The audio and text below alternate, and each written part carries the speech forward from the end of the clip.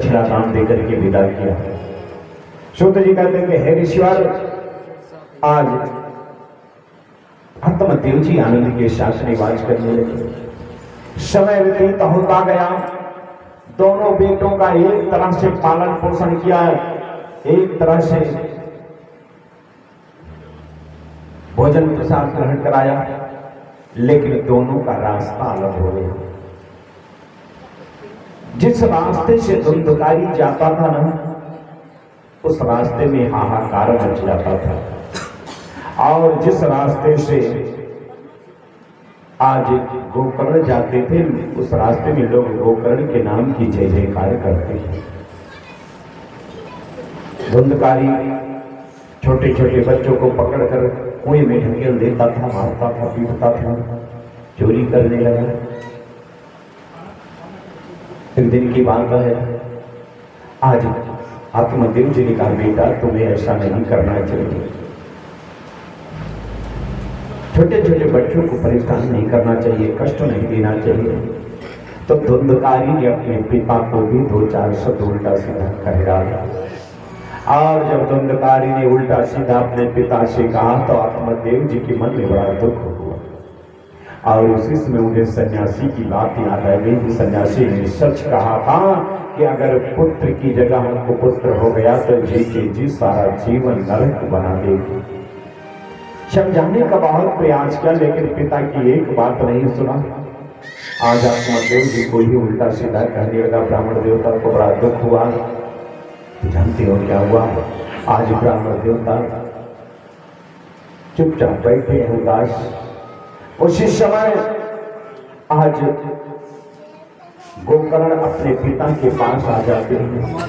सूत जी कहते ऋषिवर, आज जब गोकर्ण पिता के पास आए, पिता को प्रणाम किया गोकर्ण तो देख करके आत्मदेव जी ने कहा, बेटा अपने भाई को समझाओ, उससे बोलो कि लोगों को परेशान मत करे, लोगों को कष्ट मत पहुंचाए, लोगों को दुख मत दे।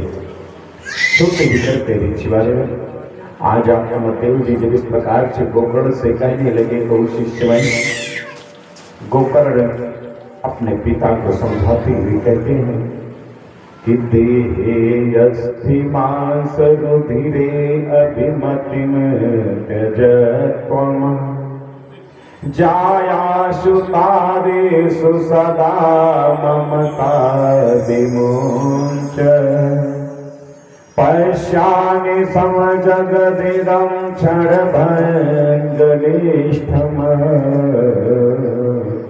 वैराग्यराजरसिको भवभक्तिनिष्ठा।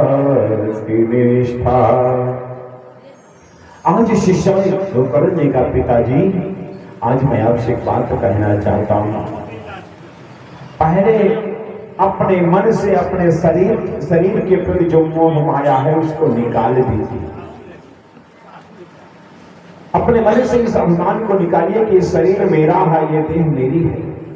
इस अभिमान को बिल्कुल निकाल दीजिए, क्योंकि हमारी शरीर की 3 गति होती है।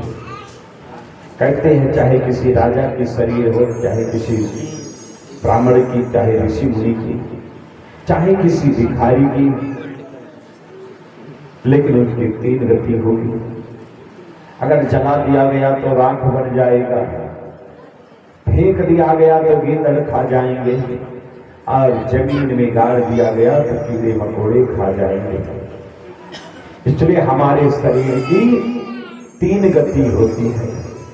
इसलिए कहते हैं कि पिताजी अपने मन से मोह माया को निकालिए और भगवान का भजन कीजिए, भगवान का कीर्तन कीजिए, उसी से आपका कल्याण होने वाला है। आज जानते हो क्या हुआ? आज जिस समय प्रकार से गोकर्ण ने कहा, गोकर्ण की बात आत्मदेव जी के मन में बैठ जाती है। उसी समय आत्मदेव जी अपने मन में विचारे कि अब मन में रहना बेकार है। आत्मदेव जी अपने घर को छोड़ करके वन में भगवान के नाम का कीर्तन करने के लिए चले गए। सूत जी कहते ऋषिवर, पिता के जाने के बाद गोकर्ण 4 धाम यात्रा पर निकल गई। धुंधकारी और उसकी माता धुंधली अकेले घर में बची। धुंधकारी अपनी माता को एक दिन मारने लगा और कहने लगा तुम्हारे पास जो कुछ भी धन है सब मुझे दे दो। और जानते हो क्या हुआ? आज जब बेटे से मार पड़ने लगी धुंधली ने कहा बेटा चिंता मत कर, कल प्रातः काल होते ही सारा धन मैं तुझे दे दूंगी। और उसके बाद जानते हो क्या हुआ? आज उसी समय रात्रि के समय धुंधली ने घर के बगल एक कुआं था, उसी कुएं में